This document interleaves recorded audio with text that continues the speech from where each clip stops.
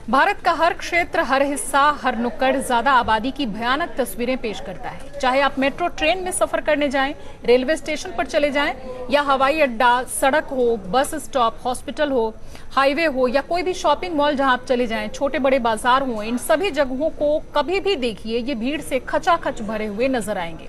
तो आज हम इस वीडियो में बात करेंगे कि पॉपुलेशन को कंट्रोल करने के लिए सरकार को क्या करना चाहिए। और ये तस्वीरें बताती हैं कि हमारे देश में जनसंख्या कितनी ज्यादा है, जो आज एक बड़ी समस्या बन चुकी है। भारत ने 1 अरब के आंकड़े को पार कर लिया है और एक स्टडी के मुताबिक 2025 तक भारत चीन को भी पछाड़ देगा और विश्व का सबसे ज्यादा आबादी वाला देश बन जाएगा। यहाँ जनसंख्या को लेकर नीतियां हैं, सरकार ने परिवार नियोजन और कई तरह के कार्यक्रम चला रखे हैं, फिर भी आज हालात बेकाबू दिख रहे हैं। और दूसरे देशों के मुकाबले यही वो क्षेत्र है जहां हम काफी पिछड़े हुए हैं और सरकारों को भी कुछ ज्यादा इंटरेस्ट इस तरफ नहीं आ रहा है कि कुछ बड़ा कदम उठाया जाए। तो आज इस वीडियो में हम इस समस्या की नहीं बल्कि इसके समाधान की बात करेंगे। मैं अपने कुछ सुझाव आप तक पहुंचाऊंगी और आप अपने सुझाव कमेंट बॉक्स में बताएंगे और जो भी अच्छे पॉइंट्स होंगे उन्हें इकट्ठा कर हम एक समाज के ज्यादा से ज्यादा लोगों तक पहुंचाने की कोशिश करेंगे। बार बार ये सवाल उठते हैं कि क्या तेजी से बढ़ती जनसंख्या पर नियंत्रण के लिए भारत को भी चीन की तरह ही सख्त कानून बनाना चाहिए? क्या हमारे देश में भी 1 कपल 1 चाइल्ड पॉलिसी को सख्ती से लागू कर देना चाहिए, या कोई ऐसा तरीका इजाद करना चाहिए जो बिल्कुल प्रैक्टिकल हो और फायदेमंद भी हो? तो हम ये जानने की कोशिश करेंगे कि इसका इफेक्ट क्या होगा और इस पर आम लोगों के रिएक्शन क्या हो सकते हैं, क्योंकि किसी भी बड़े फैसले को लेने से पहले उसके साइड इफेक्ट और उसके अच्छे बुरे रिजल्ट के बारे में सोचना जरूरी होता है। इसमें कुछ सवाल सबसे पहले मैं आपसे जानना चाहूंगी। सवाल ये है कि 1 कपल 1 चाइल्ड को देश के कितने लोग सपोर्ट करेंगे? अगर ये नियम भी बन गया और सजा भी मिलने लगे तो भी क्या लोग इसे मानेंगे? जिस देश में कानून बनाकर दहेज लेना बैन नहीं हो सका, आज भी खुलेआम दहेज लिया जाता है, भ्रूण हत्या पर रोक नहीं लग पाया, वहां एक और इसी तरह के मुद्दे को कितना रोका जा सकेगा? अब आप कहेंगे कि 1 या 2 से ज्यादा बच्चे होने पर उनकी तमाम सब्सिडी रोक दी जाए, सरकारी नौकरी न दी जाए, या वोटिंग का अधिकार छीन लिया जाए। जी हाँ, ऐसी चर्चा पिछले कुछ दिनों से सुनाई दे रही है। तो मैं कहूंगी कि नहीं, ये समाधान बिल्कुल नहीं है, बल्कि इसके साइड इफेक्ट ज्यादा है और इसका विरोध इतना ज्यादा हो जाएगा कि इसका इम्प्लीमेंटेशन बहुत मुश्किल हो जाएगा।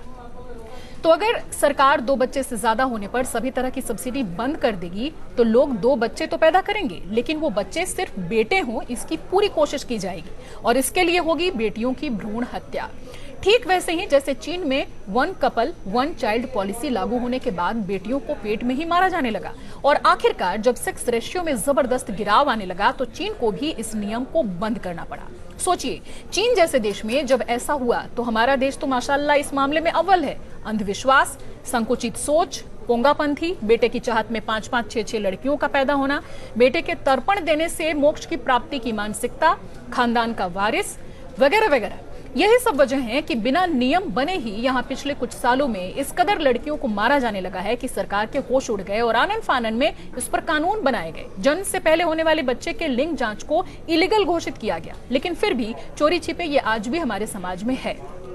ठीक वैसे ही जैसे दहेज लेना देना इसे जायज ठहराकर आज भी सिलसिला जारी है। भारत की 70% आबादी गांव कस्बों में बसती है और यहाँ लड़के लड़कियों की अभी भी कम उम्र में शादियां आम बात है। और उसके बाद मैरिड कपल पर बच्चे के लिए दबाव, साल बीता नहीं कि कपल से पूछा जाने लगता है कि कोई समस्या है क्या, डॉक्टर को दिखा लो वगैरह वगैरह।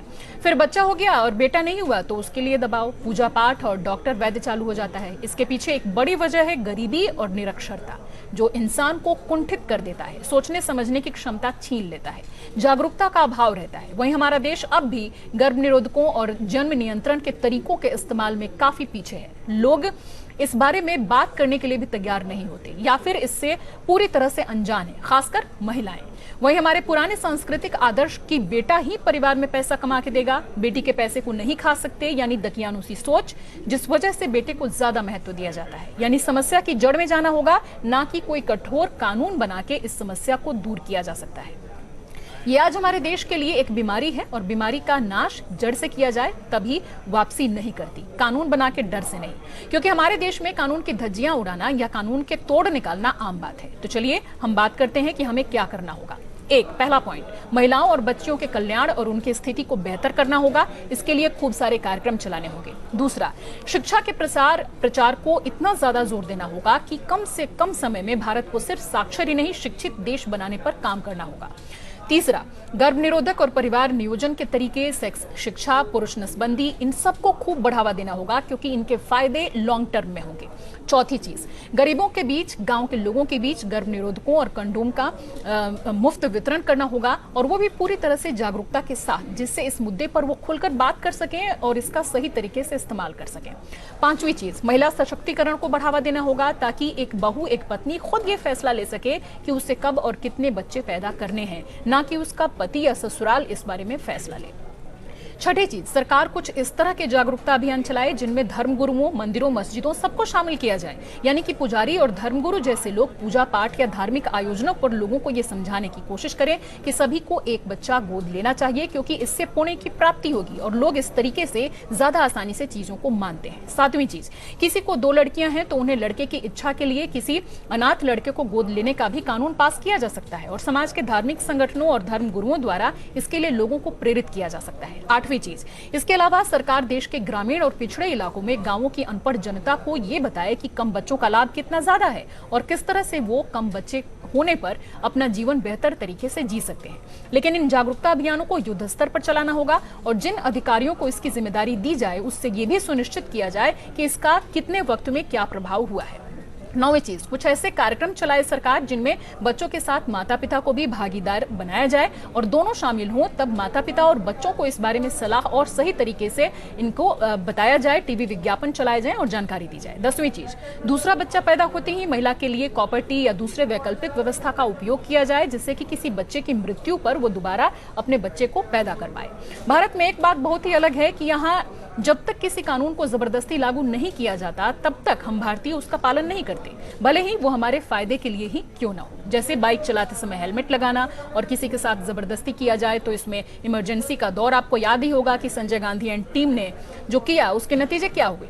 तो यानी वैसा तो सोचा भी नहीं जा सकता। कोई भी सरकार, इंदिरा गांधी की सरकार के समय किए गए जो जनसंख्या नियंत्रण के प्रयास हैं उसकी कटु आलोचना के चलते ही इस बारे में कठोर नियम लाने से बचना चाहेगी क्योंकि किसी भी सरकार को ये डर भी जरूर होगा कि ज्यादा सख्ती की गई तो लोग सख्त होकर उस सरकार को ही ना हटा दें। तो कह सकते हैं कि जागरूकता लाकर या बताए गए ये सभी कदम उठाकर हम समाज और देश को इस गंभीर समस्या से निजात दिला सकते हैं। दोस्तों, आप क्या सोचते हैं? अपनी राय भी हमें जरूर बताएं। नमस्कार।